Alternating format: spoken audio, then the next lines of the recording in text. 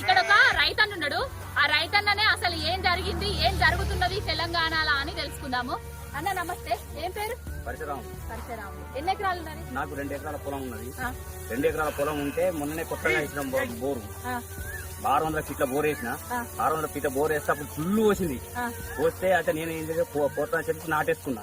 ఇది 2 ఎకరాల పొలం నాటేసుకున్నాక ఆయన ఒక 2 నెలలు నడిచింది.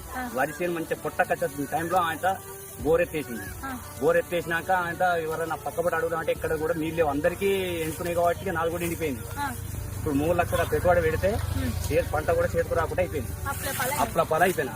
ఇప్పుడు ఇక ఈ బోరు వేయింది, అప్లపాల అయినా ఈ బతుకు నాకు ఈ బతుకు భూమిలో బతం అంటే కూడా పరిస్థితి బతక రాకుండా అయిపోతుంది. నాకు ఎవరికి చెప్పుకున్నామన్నా చెప్పు రాకుండా అయిపోయింది. ఏదో ఒక కాంగ్రెస్ అని చూస్తే కాంగ్రెస్ కాదు, మనం మొత్తం నిలువెల్ల ముంచింది కాంగ్రెస్.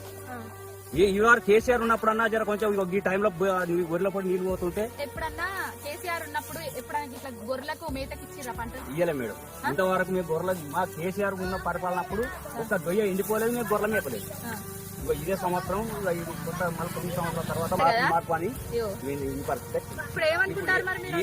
ఏమనుకున్నా మేడం, ఇక కాంగ్రెస్ అనేది ఇక చూడద్దు. అనుకున్నాం ఏదో చేస్తారు అనుకున్నా కానీ గిరి చేసేది. ఇక పరిస్థితి ఘోరం అయిపోయింది. ఇక మా జీవితాలు మళ్ళా కూడా 20 ఏళ్ళ జీవితాలు మళ్ళీ ఇంతకొచ్చింది. మా బతకడానికి ఏం ఇది ఆధీనం లేకుండా అయిపోయింది. బాధపడకుర్రి, మళ్ళా కేసీఆర్ ని తెచ్చుకుందాం.